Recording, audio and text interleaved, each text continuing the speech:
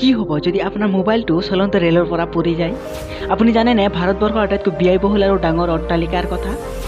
যদি বিশ্বৰ গোটেই বেটাৰী একত্ৰিত কৰি বিদ্যুৎ উৎপন্ন কৰা হয় তেনেহ'লে কি হ'ব? সকলো জানিম আজি ভিডিঅ'ত, শেষলৈকে চাই থাকক ভিডিঅ'টো। তো স্বাগতম জনাইছোঁ এছামিজ নন ফেক্টৰ অন্য এটা ভিডিঅ'লৈ।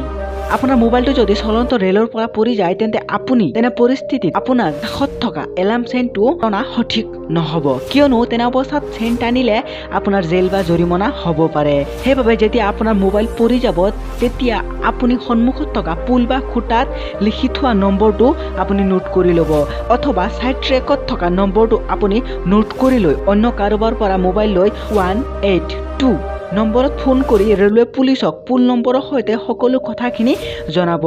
ৰেলৱে পুলিচে আপোনাক আগন্তুক ষ্টেচনক মোবাইলটো দিব। ভাৰতবৰ্ষৰ আটাইতকৈ ব্যয়বহুল আৰু ডাঙৰ 5টা অট্টালিকাৰ কথা। নম্বৰ 5 মান্নাত। মান্নাত হৈছে শ্বাহৰুখ খানৰ, যি প্ৰস্তুতৰ বাবে খৰচ হৈছিল 200 কৰোৰ টকা। নম্বৰ 4 জাতীয় হাউচ, যাৰ স্বত্বাধিকাৰ হৈছে কেএম বিৰলা, যি অট্টালিকা তৈয়াৰৰ বাবে বা নিৰ্মাণৰ বাবে খৰচ হৈছিল 425 কৰোৰ টকা। Number 3 Adobe. এডবৰ স্বত্বাধিকাৰ হৈছে অনিল আম্বানী, যি নেকি নিৰ্মাণৰ বাবে খৰচ হৈছিল 5000 কৰোৰ টকা।